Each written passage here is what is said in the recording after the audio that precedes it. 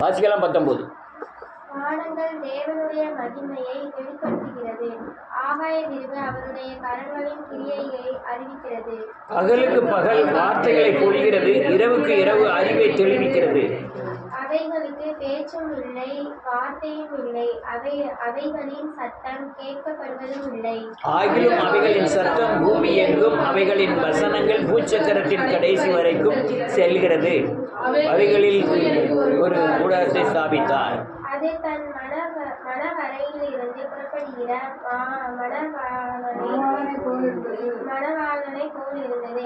பராக்கிரமசாலியை போல் தன் பாதையில் ஓட மகிழ்ச்சியாயிருக்கிறது. அது வானங்களின் ஒரு முனையிலிருந்து புறப்பட்டு அவைகளின் மறுமுனை வரைக்கும் சுற்றி ஓடுகிறது. அதில் காந்திக்கு மறைவானது ஒன்றுமில்லை. கர்த்தருடைய வேதம் குறைவற்றதும் ஆத்மாவை உயிர்ப்பிக்கிறதுமாய் இருக்கிறது. கர்த்தருடைய சாட்சி சத்தியமும்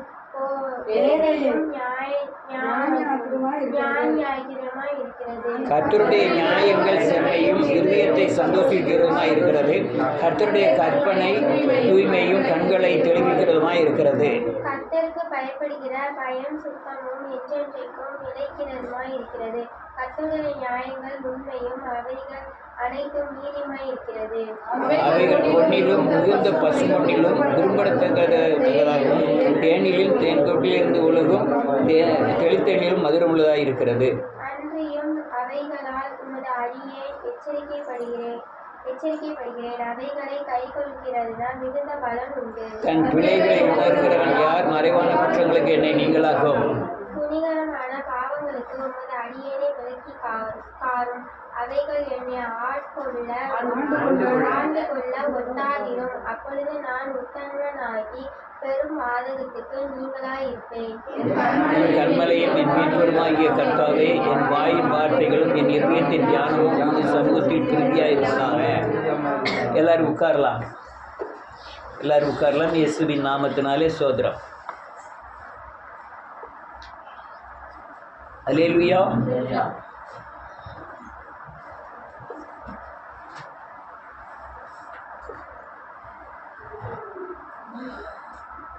கட்சிகள் நடத்தும்போது கருணாநிதி சொன்னாராம், என்ன சொன்னாராம், அரசியல் உங்களுக்கு பண்ண தெரியலன்னா தென் மாநிலத்தில் போய் சர்ச்சுகளில் பெரிய பெரிய சர்ச்சுகள் இருக்குது, அங்கே இருக்கிற டயோசிஷன்லாம் அது என்னன்னு தெரியல, அவங்கக்கிட்ட போய் நீங்கள் அரசியலை கற்றுக்கிடுங்க அப்படின்னாராம். அரசியல் எங்கே கற்றுக்கிட்ட சொல்றாங்க தெரியுமா? உங்களை சர்ச்சைக்கு ஏன் அனுப்புகிறாங்க? பரிசுத்தமாக, நீதியாக, உண்மையாக இயேசுவை தரித்து கொண்டு நீதியோடு வாழ்வதற்காக தான் சர்ச்சின்னா அப்படின்னா கற்றுக் கொடுக்கக்கூடிய இடம். நான் அதுதான் கற்றுக் கொடுத்துட்டு இருக்கேன். ஆனால் இப்போ உள்ள சர்ச்சுகள் என்ன ஆகிடுனா, நீங்கள் விபச்சாரத்தை படிக்கணுமா, இச்சையை படிக்கணுமா, அல்லது துன்மார்க்கத்தை படிக்கணுமா, அல்லது ஏமாற்று வேலையை படிக்கணுமா, சர்ச்சுக்கு வாங்க. நான் இந்த சர்ச்சுகள் புறமே சொல்ல மாட்ட சாமி கோயில் நினைக்கிறேன். நர பலி சாப்பிடக்கூடிய சாமிகளும் உண்டு, அசைவ சாமிகளும் உண்டு. சைவ சாமியும் உண்டு, அசைவ சாமியும் உண்டு. இது ஆட்களை கொள்ளுகிற அசைவ சாமிகள், அசைவ சாமிகள். மற்றபடி மற்ற பெரிய பெரிய நிறுவனங்களா இருக்கலாம், அது நீங்க வந்தாலும் சரி நீங்க போனாலும் சரி ஆத்மா மரணத்தை குறித்து கவலைப்பட மாட்டாங்க. அது சைவ சாமிகள். இவங்க ஆட்களை கொன்றுவான். நாங்க அன்னைக்கு பேசிக்கிட்டு இருந்தோம், சிஎஸ்ஐல இங்க வல்ல சர்ச்சில் ஒருத்தராவது உருப்படலை, ஒருத்தராவது விடுதலை ஆகலை. நாங்கள் ஒவ்வொரு பேரா சொல்லி பார்க்குறோம், யாராவது இயேசுவை போல மாறி இருக்காங்களா, யாராவது சாபத்திலிருந்து விடுதலை ஆகிருக்காங்களா, சுவாபத்திலிருந்து விடுதலை ஒருத்தருமே ஆகலை. கொடுமையிலையும் கொடுமை, பயங்கர கொடுமை. என்ன கொடுமைன்னா, 10 பேர் அண்ணன் தம்பி இருக்காங்க. அண்ணன் தம்பியில நடுவில் மாத்திரம் ஒரு மனசுல பிரித்து கொண்டு வந்து ஒரு கட்டடத்தில் செங்கலை இடித்த மாதிரி இடித்து கொண்டு வந்து அவனை கொண்டு வந்து கண்ணை குருடாக்கி காலை நொறிச்சு குடும்பியை பிடிச்சிக்கிட்டு நான் சொல்கிறதான் கேட்கணும் உட்காரி எந்தின்னு சொல்லக்கூடியதான் இன்னைக்கு சபையாய் மாறிவிட்டது. எத்தனை பேருக்கு போக தெரியல. இந்த உண்மைத்தன்மை அதான். நீ சுதந்திரமாய் பிசாசை ஜெயித்து சாபத்திலிருந்து விடுதலையாகி பூமியில ஜெயமான ஒரு வாழ்க்கை வாழ்ந்து ஆசீர்வதிக்கப்பட்டு அல்லேலூயா தேவனோடு வாழ்கிற வாழ்க்கையை போதிக்கிறது தான் சபை. ஆனா இன்னைக்கு சபை அப்படி அல்ல. இன்னைக்கு சபை கல்லர் கூடாரமாய் மாறுறது. ஒரு கல்லின் மேல் ஒரு கல் இராதபடி இடிக்கப்பட்டு போகும் காலம் இந்த காலம் தான். கிறிஸ்துவனாலே பயங்கரமாய் மக்கள் எதிர்க்க காரணம் என்ன? சபைகளில் தேவ பிரசனம் வெளிப்படவில்லை, தேவ மகிமை வெளிப்படவில்லை. யாம் வெளிப்படவில்லை? சட்டத்துக்கு யாருமே கீழ்ப்படுகிறதில்லை, யாருமே கீழ்ப்படுகிறதில்லை. வேத வசனத்துக்கு கீழ்ப்படியணும். சட்டம் அது ஒரு குற்றம், பயங்கரமான குற்றம். பைபிளை தூக்குறதே இல்லை. இப்போ நம்ம சட்டிலுமே ஏகப்பட்ட பைபிள் இங்கேயே கிடக்கு, தூக்கிட்டு போகிறாங்களோ போகலையே தெரில. நீ ஜெபம் பண்ணுறதே கிடையாது, வேதத்தை வாசிக்கிறதே கிடையாது. நீங்கள் எப்படி நீங்கள் குற்றவாளியாக மாறாமல் இருப்பீங்க? அதாவது பாவம் என்பது வேற, குற்றம் என்பது வேற. குற்றம் சட்டத்தை மீறுவது, பாவம் கட்டளை மாத்திரம்தான் மீறுவது. அல்லேலூயா. நீங்கள் ரோடில் வலது பக்கம் தான் போகணும்ட்டு சொல்கிறது இந்திய நாட்டின் சட்டம். நீங்கள் நன்றியோடு கூட இடது பக்கம் தான் நான் காரில் போவோம்னு சொன்னால் என்ன அர்த்தம்? அது சட்டத்தை என்ன செய்கிறோம்? மீறுகிறோம். நீங்கள் மேலை நாடுகளில் இடது பக்கம் போகணும், நம்ம இந்தியாவில் வலது பக்கம் போகணும். இது சட்டம். அல்லேலூயா. அப்படி போனால் என்ன நடக்கும்? வலது பக்கம் போக மாட்டேன், இடது பக்கம் தான் போவோம்னா என்ன அர்த்தம்? தூக்கிடுவான், வாரம் ஏற்றாலும் வாரம் தூக்கிடுவோம். நீங்கள் அவனை கொள்ளுதில்ல, அவன் உங்களை கொள்ளுதானே தெரியல.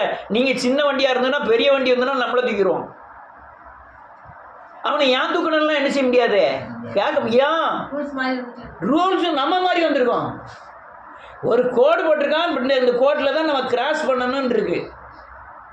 அவ்வளோதெல்லாம் இப்போ பஸ் ஸ்டாண்டை விட்டு ரயில்வே ஸ்டேஷன் போகிறோம் திருநெல்வேலியில், அங்கே வெள்ளைக்கோடு போட்டிருக்கான், கோடு கோடா. அதில் தான் நம்ம போகணும். அங்கேருந்து வாரமாக அந்த வெள்ளைக்கோடை கணக்கு பண்ணி தான் வருவோம். அதில் ஆட்கள் கிராஸ் பண்ணோம், நம்ம நின்று போகணுன்ட்டு அங்கேருந்து வரும்போதே அவன் கவனமாக போவான். இல்லை நான் வெள்ளைக்கோட்டில் போக மாட்டேன், கொஞ்சம் தள்ளி தான் போவோம்னா இடித்தாலும் கேள்வி கிடையாது. உனக்கு தான் வெள்ளைக்கோடு போட்டிருக்க, போய் கிராஸ் பண்ணது தான் போட்டிருக்காங்களே, நீ அதிலெல்லாம் போகணும். அது கட்டளை, அது பாவம். நீ வலதுபுறம் போடுறது இடதுபுறம் போனால் அது சட்டத்தை மீறுவதாகும். அல்லேலூயா. நீ சர்ச்சையில் அப்படி ஆயிட்டு சட்டத்தை பயங்கரமாக மீற ஆரம்பிச்சிட்டாங்க. ஏசு என்ன எவ்வளோ கிலோன்னு கேட்கக்கூடிய அளவுக்கு சபைகள் மாறிட்டு, எவ்வளவு துன்மார்க்கம். நீ இன்னும் டான்ஸ் ஆடுறது சபையில், அன்றைக்கி ஒருத்தர் சொல்கிறாரு, டான்ஸ் ஆடுறது சபையில் யாருமே கிறிஸ்டின் போகிறதே கிடையாது, இந்துக்கள் போகிறாங்களாம். எதுக்கு?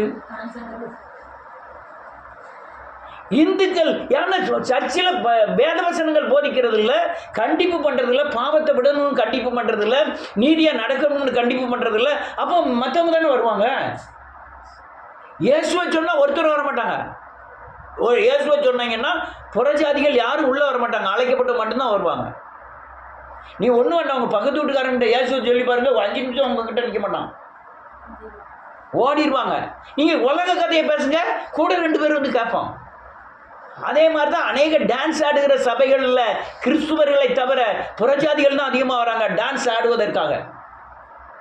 பீச்சில் போலீஸ் பிடிக்கும், அல்லையா பார்க்கில் போலீஸ் பிடிக்கும், சர்ச்சில் ஒரு பிரச்சனை இல்லை. அல்லேலூயா. குற்றம் செய்கிறவனுக்கு பாவ உணர்வு இராது, பாவம் செய்கிறவனுக்கு மட்டும்தான் பாவ உணர்வு இருக்கும். சொல்லுங்க.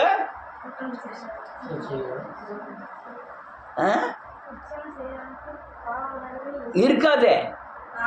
பாவம் செய்கிறவனுக்கு தான் நான் பாவம் செஞ்சுட்டேனேங்கிற உணர்வு இருக்கும். குற்றம் செய்கிறவன் என்ன, அவன் சட்டத்தை மீறுதான், அவனுக்கு பாவ உணர்வு என்ன செய்யாதே இருக்காது, தப்பித்துக் கொள்ளதுக்கு தான் வழி பார்ப்போம். ஆனால் பாவம் செய்வதற்கு பாவ உணர்வு இருக்கும். நான் எப்படியாவது அல்லது அந்த பாவத்திலேருந்து விடுதலை ஆகணும்னா தெரியாமல் இந்த ரோட்டை எப்படி கிராஸ் பண்ணிட்டேனே, என்னை மன்னிக்கணும் அப்படின்னு பாவத்துக்கு மன்னிப்பு கேட்கறதுக்கு துணிவான். ஆனால் சட்டத்தை மீறுகிறவன் மறைக்கிறதுக்கு வழி பார்ப்பான். அல்லேலூயா. வாசிப்போம் ஒரு வசனத்தை. 12வது வசனம். தன் பிழைகளை உணர்கிறவன் யார்? மறைவான குற்றங்களுக்கு என்னை நீங்களாக்கும் துணிகரமான பாவங்களுக்கு ஆமென் உமது அடியானை விலக்கி காரும். ஆமென் அவைகள் என்னை ஆண்டு கொள்ள ஒட்டாது. ஆமென் அப்பொழுது நான் உத்தமனாகி பெரு பாதகத்துக்கு நீங்களாய் இருப்பேன். ஆமென். குற்றம் செய்யறவன பாருங்க, குற்றத்துக்கு என்ன நீங்களாக மட்டும்தான் சொல்றோம். இது பெரும் பாதகத்துக்கு தப்பிக்கிற ஒரே வழி பாவ உணர்வு. நீங்க கொஞ்ச நாள் பாவத்தை கொஞ்சம் தீவிரமா செய்ய ஆரம்பிச்சுட்டு அந்த உணர்வுலாம் இல்லாம போயிடும். நமக்கு நாமே சட்டத்தை வளர்த்து கொள்வோம். அதெல்லாம் ஒன்றும் செய்ய மாட்டாருங்க ஆண்டவர். அவனை என்ன செஞ்சிட்டாரு, இவனை என்ன செஞ்சிட்டாரு. இது ஆத்மாவில் உண்டாகிற தண்டனை. என்ன வெளிப்புறமான தண்டனை அநேகம் நினைக்கிறாங்க. ஆத்மாவில் உண்டாகிற தண்டனை, கிறிஸ்துவ தண்டனைகள், அநேக தண்டனைகள். வெளியே நல்லா தான் இருப்பாங்க, உள்ள புறம் தாக்கப்படுவார்கள். ஆனால் சபையில் போய் பாருங்க, ஒவ்வொரு ஆள்களையும் ஆத்மாவில் தாக்கப்பட்டு நடைபெணமாக அலைதாங்க. அல்லேலூயா.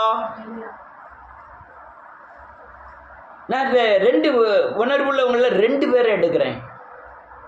ஒருத்தன் யூதாஸ் காரியார், இன்னொருத்தன் பேதுரு. கரெக்டாக அடிச்சிட்டாங்களே. அல்லேலூயா. பேதுரு குற்றம் செய்தான். இயேசுநாதர் சொல்லியிருக்கிறாரு, நாம் சிலுவைக்கு போக போகிறேன், மரிக்க போகிறேன், அடக்கம் பண்ணப்பட்டு 3 நாள் உயிர் தெழுந்து அநேகரை விடுதலை ஆக்க போகிறோம்ட்டு. அது சட்டம். அது என்னது சட்டம். இதையும் பார்த்துருக்காங்க. பேதுரு அல்லையா அவனை இயேசுநாதருக்கு இப்படி சொன்ன உடனே இயேசுநாதரை கூட்டி கொண்டு போய் கடிந்து கொள்ள ஆரம்பித்த உடனே அப்பாலை போய் சாத்தானெல்லாம் ஆண்டவர் சொன்னார். அதை கேட்டுக்கான்.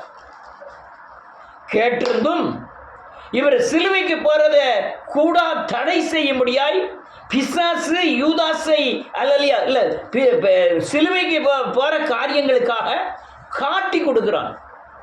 எப்படி காட்டி கொடுக்குறான்? தெரியும்னு சொல்லி காட்டி கொடுக்குறான். இயேசுவே எனக்கு தெரியும். ஆனால் பேதுரு எப்படி என்ன செய்த தப்பு செஞ்சான்?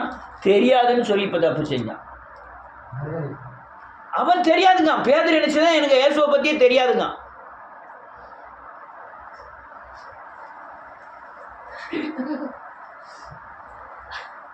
ஆனா யூதாஸ் எனக்கு தெரியாதுங்க, எனக்கு தெரியுங்க. இவன் முத்தத்தினால காட்டி கொடுக்கான். அவன் சபிச்சு தேவனை மகிமை அல்லையா தூஷணம் பண்ணுகிறான். இவன் 3 தடவை மறுதளிக்கிறான். அவன் ஒரே ஒரு தடவை தான் காட்டி கொடுத்தான் முத்தத்தினால. அல்லேலூயா, அல்லேலூயா. ஆனா காட்டி கொடுக்கிறவன் ஒரு குற்ற உணர்வு அவன்கிட்ட வரவே இல்லை. ஆமென். என்ன இவர் யாரு, எங்க போய்கிட்டு இருக்காரு, இவர் என்ன செய்ய போறாரு அப்படிங்கலாம் அவனுக்கு அறியல. அநேக கிறிஸ்தவர்கள் கிறிஸ்துவ ஜீவியத்தில் தாக்கப்பட காரணம் என்னன்னா சத்தியம் தெரியாதனால, சட்டங்கள் தெரியாதனால. உலகம் மேற்கொள்ளும் போது சட்டம் தான் உங்களை பாதுகாக்கும். அல்லேலூயா. அநேக வேதவசனம் ஏன் வாசிங்க, சட்டம் நான் உங்களுக்குள்ள அல்லையா கட்டுப்படுத்த, நீங்கள் பிசாசிலிருந்து தப்பித்துக்கொள்ள தேவ வழிமுறைகள், சரியானபடி தெளிவான வழிமுறைகள் தெரியணும். அல்லேலூயா. இவன் குற்றமில்லாத ரத்தத்தை காட்டி கொடுத்தேன்னு திரும்பி ஆசாரியனை போய் பார்த்து, காய்பாவை போய் பார்த்து, இந்த அல்லையா இவன் பேங்கின 30 பைசா போய் திரும்பி கொடுக்குறான். இவனுக்கு குற்ற உணர்வு இருந்தது. ஐயோ நான் பாவம் பண்ணிட்டேன், பாவ உணர்வு இல்லை. இந்த குற்றத்திலிருந்து தப்பித்துக் கொள்வதற்காக அல்லது சட்டத்தை, தேவனுடைய சட்டத்தை நான் மீறிட்டேனுங்கிறதுக்காக அதிலிருந்து தப்பித்துக் கொள்வதற்காக ஆசாரியன் போய் 30 பைசா கொண்டு கொடுக்கான், வெள்ளிக்காசு. அவன் என்ன செஞ்சான்? தூக்கி எரிஞ்சிட்டான். அல்லேலூயா. அதை கொண்டு போய் ஒரு நிலம் வாங்கினாங்க. அந்த நிலத்தின் பேர் என்னது? இரத்த நிலம். ஆனால் பேதுரு அப்படி செய்யலை. அவன் பாவ உணர்வு வந்தான். தேவனை நோக்கி பார்க்கிறான். 2 கண்களும் சந்திக்கிறது. தான் செய்த காரியங்கள் அவனுக்கு தப்புன்னு தெரியுது. உடனே மன உணர்வு பாவம்னு தெரிஞ்ச உடனே மனம் கசந்து என்ன செய்ய ஆரம்பிச்சிட்டான்? ஆள ஆரம்பிச்சிட்டான். ஆண்டவரே என்னை மன்னியும். நீங்கள் சட்டத்தை இருந்தீங்கன்னா பாவரிக்க பண்ண மாட்டீங்க, உங்களை தற்கொலை பண்ணதுக்கு நினைப்பீங்க. ஆனால் நீங்கள் அல்லையா பாவம் பண்ணீங்கன்னா பாவ மன்னிப்புக்கு போவீங்க. நீ இதே ஒரு பாவம், பீடி குடிக்கும், சிகரெட் குடிக்கும், பிரெட்டு கூட சேர்ந்து தண்ணி அடிக்கும், உடனே மனம் திரும்பிடலாம். அல்லேலூயா. கொலை பண்ணுவோம், விபச்சாரம் பண்ணுவோம், விக்கிராராதனை பண்ணுவோம். நீங்க ஒரு நாள் மனம் திரும்பிலாம் சரியா வர முடியாது. ஏன்னா அது ஆத்மாவில் பதிகிறது. எங்க பதியுது? ஆத்மாவில். உங்களை விட்டு போகாதபடி ஒரு கரை அப்படியே பதிஞ்சிடும். இது பாவம். அது இது தனக்கு விரோதமான பாவம், மரணத்துக்கு ஏதுவல்லாத பாவம், அது மரணத்துக்கு ஏதுவான பாவம். நீ ஒரு ஆள் விபச்சாரம் பண்ணி, கொலை பண்ணி, விக்கிராராதனை பண்ணி வேதத்துக்குள்ள வருகிறான். இங்க வந்து போதிக்கிறாங்க, அதுவரையும் அவனுக்கு அதை பற்றின தண்டனையோ அதுக்குண்டான பிரதிபலிப்போ என்னன்னு தெரியாது. ஆனால் இங்க வந்த பிறகு அல்லையா, நான் செய்யறது பாவம்னு உணர்ந்த பிறகு அவன் இந்த பாவம் அப்ப மரணத்துக்கு ஏதுவில்லாத பாவமாய் நிர்ணயிக்கப்படுகிறது. எப்போ? நீங்க புதுசா உள்ள வரும்போது அது மரணத்துக்கு ஏதுவல்லாத பாவம். உடனே நீங்க மனம் திரும்புறீங்க, ஆண்டவரே இந்த விபச்சாரம் பண்ணினா இந்த தண்டனை எனக்கோ என் பிள்ளைக்கோ வரக்கூடாது ஆண்டவரே அப்படின்னு மனம் கசந்து அழுது விட்டுறீங்க. ஆனால் நீங்க ரட்சிக்கப்பட்ட பிறகு, இயேசு கிறிஸ்துவை தரித்து கொண்ட பிறகு, ஞானஸ்நானம் எடுத்த பிறகு, கிறிஸ்து உங்களுக்குள்ள வந்த பிறகு அதே விபச்சாரத்தை நீங்க பண்ணீங்கன்னா அந்த பாவம் அல்லேலூயா மன்னிக்கப்படாது. அது மரணத்துக்கு ஏதுவாய் மாறும். மாறுவது மட்டுமல்ல, அது பல வழிகளில் உங்களுக்கு குட்டி போட்டுக்கிட்டே இருக்கும். அது விஷ விதை. அது என்ன விதை? விஷ விதை உங்க இருதயத்தில் விழுந்துட்டு அதுக்கப்புறம் யாரு பார்க்க நம்மளை காலை பிரதர் பார்க்கல, தாவீதையா பார்க்கல, நம்ம எப்படின்னா தப்பு பண்ணலாங்கிற ஒரு துணிகரம் நமக்குள்ள உண்டாயிரும். உண்டானது மட்டுமல்ல, இந்த சைடு பார்த்தா நல்லா ஜெபம் பண்ணுவாங்க, வேதத்தை சொல்லுவாங்க, ஆசிப்பாங்க, எல்லாம் செய்வாங்க. அந்த சைடு பார்த்தா பாவத்தில் எப்படி இருப்பாங்க? தீவிரமாக இருப்பார்கள். அநேக சபைகள் இன்னைக்கு விபச்சார மயக்கத்தில் உள்ள காரணம் என்ன? இந்த சட்டத்தை மீறுவதுதான். அந்த யூதாசின் ஆவிகள் இவங்களெல்லாம் அப்படியே பிடிச்சு அல்லேலூயா சதி பண்ணுகிறான். இந்த அல்லேலூயா யூதாஸ் சதி பண்ணனா அவன் எதோ செய்தான் பாவம். யாரு? ஏன் எதோ செய்தான்னா யாரும் கண்டுகிட்ட மாட்டாங்க, நம்ம இயேசுக்கு என்ன செய்தாங்கன்னு பார்ப்போன்னு தான் போறான். ஆனால் ஒரு வேலைக்காரி சொல்ற நீயும் இயேசுவோடு இருந்தவன் தானேன்னு சொன்னோன்னே இவன் எதுக்கு பயப்படுதான்? நம்மளை என்ன செஞ்சிடக்கூடாது, பிடிச்சிருவாங்க, அடிச்சிருவாங்க. அதனால பயந்து போய் தான் ஆண்டவர் எனக்கு தெரியும். இன்னொருத்தன் சொல்லுவோம், போர்ச்சவன் சொல்லலாம், நீயும் அவரோடு கூட இருந்தவன் தானே, கிச்சமான தோட்டத்தில் பண்ணி பார்த்தனே. இல்லை, அவரை சபிக்கவும் இது எதுக்கு செய்யறான்? தன்னை காப்பாற்றிக்கிட்டது, அவரை காட்டி கொடுப்பதற்காக. பெரிய குற்றம் அல்ல. இவன் பாவம் பண்ணிருக்கிறான், கட்டளை என்ன செய்யறான்? மீறுகிறான். இவன் சட்டத்தை மீறல, என்னத்தை மீறுகிறான்? கட்டளை மீறுகிறான். அவன் தன்னை பாதுகாக்க பயம். போர்ச்சவர்லாம் பார்க்கான், இயேசுநாதர் அடிக்கிறத பார்க்கான், முள்முடி சூட்டுறத பார்க்கான். இதே மாதிரி நமக்கும் என்ன செஞ்சிடக்கூடாது, செஞ்சிடக்கூடாதுன்னு அவன் பயப்படுறான். ஆனால் யூதாஸ் அப்படி இல்லை, அவன் துணிகிறான். நேரம் போய் விலை பேசலாம். ஒரு அடிமைக்கு 30 பைசாக்கு மேல விலை கொடுக்க முடியாது. அந்த 30 பைசா பூரணமாய் வாங்கணும், காட்டி கொடுக்கான், துணிகரமாய் காட்டி கொடுக்கான். காட்டி கொடுக்க மட்டும் இல்ல, இயேசுநாதர் நினைவுகளை அறிந்தவர்னு அவனுக்கு தெரியும். இவன் என்ன நினைக்க செஞ்சத காரியத்தையும் தெரியும், செய்ய போற காரியத்தையும் அவருக்கு என்ன செய்யும் தெரியும்னு இவனுக்கு தெரிஞ்சிருந்தோம் அவரை என்ன செய்யறான்? துணிகரமான பாவம் செய்தான். அதுக்கு பேர் தான் குற்றம். ஆனா பேதுரு அப்படி செய்யல, துணிகரமான பாவம் அல்ல, தன்னை பயந்து போய் நம்ம செத்துறக்கூடாத, நம்மளை அடிச்சிடக்கூடாதுன்னு பயந்து போய். ஆனா அவன் அப்படி இல்லை, எல்லாம் தெரிஞ்சிருந்தும் துணிகரமான பாவம், அதான் குற்றம். நம்ம குற்றம் செய்கிறோமா பாவம் செய்கிறோமா அதான் முக்கியம். நானும் கூட வேதத்தில் வந்த பிறகு தண்ணி அடித்தேன். அல்லேலூயா. செய்யாத அட்டுழியமே கிடையாது. ஆனால் அதை விடுவதற்கு தேவன் என்னை நடத்தி வந்த பாதைகள் வித்தியாசமானவைகள். எல்லாத்தையும் விட ஒரே நாள்லாம் விட முடியாது. கொஞ்சம் கொஞ்சமா அது என்னை விட்டது திரும்ப தொடாத அளவுக்கு எனக்கு தண்டனையை கொடுத்து சரி பண்ணினார். அல்லேலூயா. தண்டனை என்ன? என்னுடைய அசுத்த மனதனை கொன்று இயேசுவின் சாயலை எனக்குள்ள தரிக்க வைத்தார்.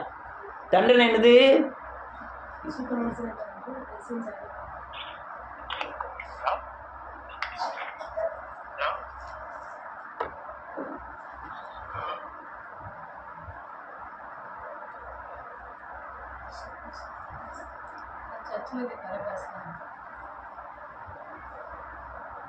அல்லேலூயா.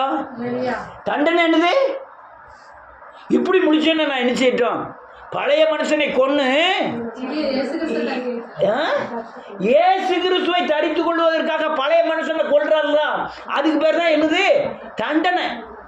பழைய மனுஷனை கொல்லுதான் சாதாரண கொல்ல முடியாது. எண்ணத்தை கொடுத்தா கொல்லுவாரு.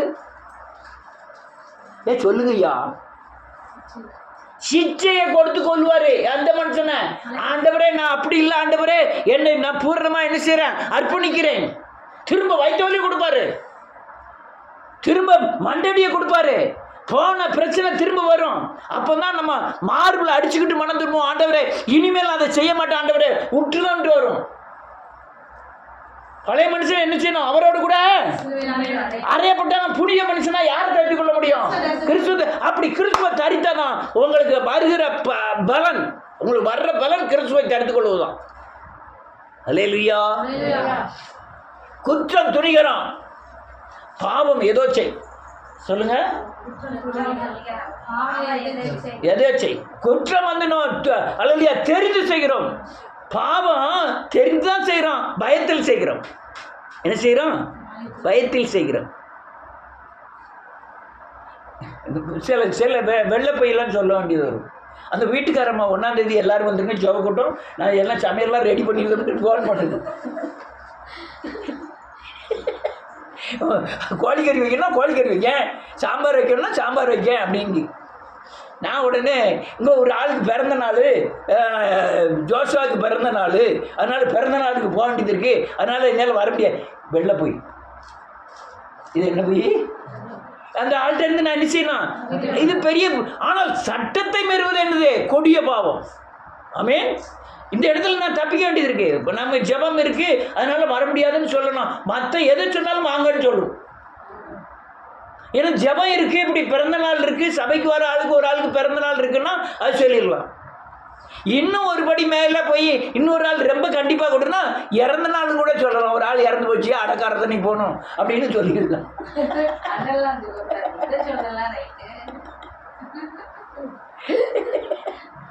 அல்லேலூயா, அல்லேலூயா. ஆனா அல்லேலூயா. இதெல்லாம் கட்டளையை மீறுவது நல்லதா, சட்டத்தை மீறுவது நல்லதா? நல்லதில்லை. சட்டத்தை மீறுவது குற்றமா, கட்டளையை மீறுவது குற்றமா? கட்டளைக்குள்ளதான், சட்டத்துக்குள்ளதான் என்னது? கட்டளை இருக்கு. ஆனா கட்டளை விட பெருசு என்னது? சட்டம். அப்ப சட்டத்தை மீறுவது குற்றம், கட்டளையை மீறுவது பாவம். அல்லேலூயா. இவன் பேதுரு கட்டளையை மீறினா, அல்லேலூயா, அது பாவமாய் மாறியது. யூதாஸ் சட்டத்தை மீறினான், அது குற்றமாய் மாறியது. ஒரு வசனத்தை வாசிப்போம். சங்கீதத்தின் புத்தகம் 94வது சங்கீதம்.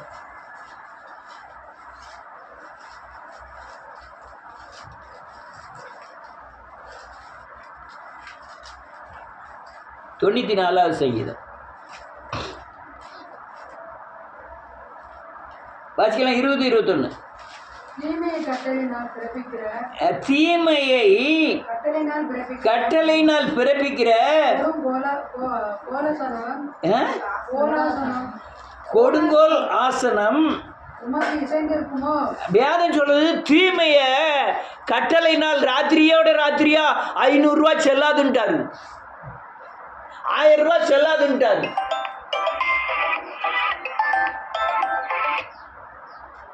ராத்திரியோட ராத்திரியா ரூபா நோட்டு பூரா செல்லாதுன்ட்டாரு. கொடுங்கோல் ஆசனம் இல்லாம நம்ம ரூபா பேங்க்ல கிடக்கு, எடுக்க முடியல, கையில 10 பைசா கிடையாது. யார்ட்டா போகுது? அல்லையா சுவிசேஷம் முத்து ஒரு 500 ரூபா கொடுங்க போங்க, என்கிட்ட இருக்கதே 500 ரூபா. அடுத்தால பணம் எப்போ எடுக்க முடியாதோ தெரியல. இந்த 500 ரூபா எனக்கு அவ்வளோ நாளைக்கு என்ன செய்யணும்? வேணும், நான் தர முடியாது. என்ன ஆசனம்? இதாவது பரவாயில்ல. பயங்கரமான சட்டங்கள்லாம் போட்டாங்க இந்தியாவில். நீங்கள் ரவுக்க போடணும்னா உங்களுக்கு தனி வரி, சேலை கட்டுனா வரி, செருப்பு போட்டா வரி இருந்தது இந்தியாவில். தலையில எண்ணெய் தேய்ச்சா வரி, சட்டை போட்டா வரி. ஆண்கள் சட்டை போடாம துண்டை தான் போட்டுக்கணும், வரி. பயங்கரமான கொடுங்கோல் ஆசனம் இருந்தது. தீமையை என்ன எழுதியிருக்கு பாருங்க, தன்னுடைய கட்டளையாகி இந்த கட்டளைகளை பிறப்பிக்கிற கொடுங்கோல் ஆசனம், இதுதான் பயங்கரமான குற்றம். என்னது குற்றம்? எந்தவித நீதிக்கும் அடங்காத சட்டங்கள் தான் குற்றமாய் மாறுகிறது. என்னது?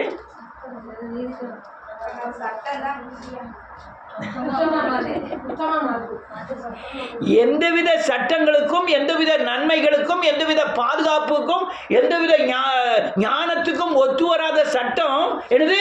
குற்றம். குற்றமாய் மாறுது.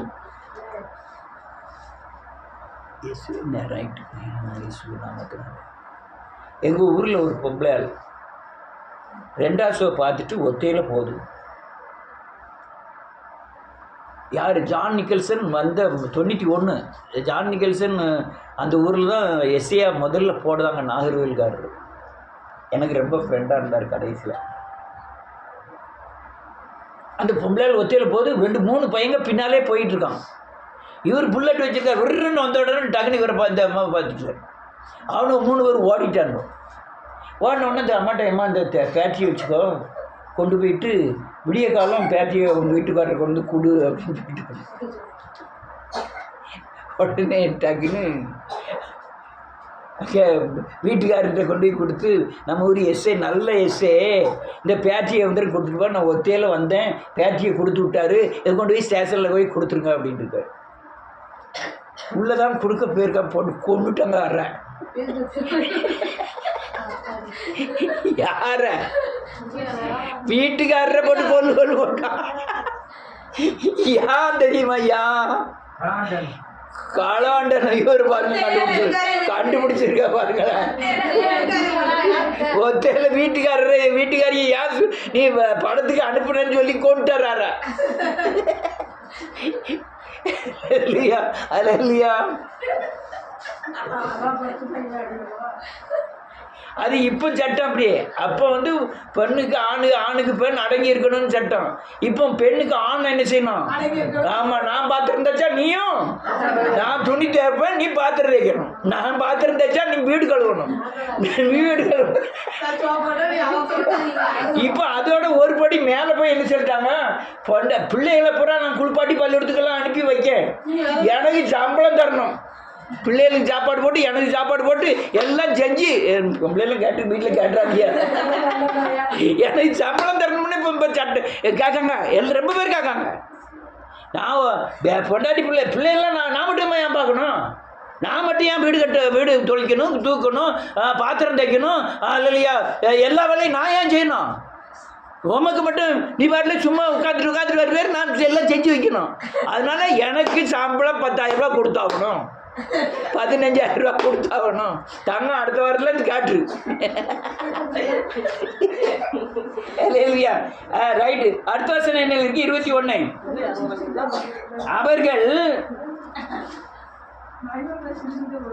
அவர்கள் மாசிய அவர்கள் நீதிமானுடைய ஆத்மாவுக்கு விரோதமாய் கூட்டம் கூடி குற்றமில்லாத இரத்தத்தை குற்றப்படுத்தினார்கள். இதெல்லாம் கொடுங்கோல் ஆசனங்கள், வர்ற தீமைகள். அல்லேலூயா, குற்றம். ஆனா இது என்னைக்குமே மனம் திரும்ப வைக்காது. யாரை தேடி ஓடும் தெரியுமா? மனிதர்களை தேடி ஓடும். இந்த யூதாஸ் எங்க போனா தெரியுமா? இயேசுவை தேடி போகல, ஆசாரியரை தேடி போறோம். ஆனால் ஒரு கட்டம் நீ இயேசுவை மட்டும் தேடி போயிருப்பான்னா அன்னைக்கு விடுதலை கிடைச்சிருக்கும். யாருன்னா போக மாட்டான். யாம்னா அவன் சட்டத்தை மீறிட்டான். அல்லேலூயா, சட்டத்தை மீறிட்டான். ஆனால் பேதுரு ஆண்டவர்கிட்ட போனான். ஆண்டவரே என்னை மன்னியும்ட்டு அந்த அழுகையிலே சொல்கிறான். ஆண்டவரே மனங்கசந்த அழுதான். உடனே சேவல் குவிற்றுன்னு வேதத்தில் எழுதியிருக்கு. 60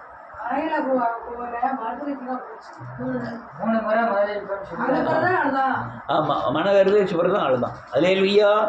இன்னொரு வசனத்தை வாசி முடிப்போம். 51வது சங்கீதம். ரொம்ப வசனங்களை வாசிக்கணும், இப்போ நேரம் இல்லை.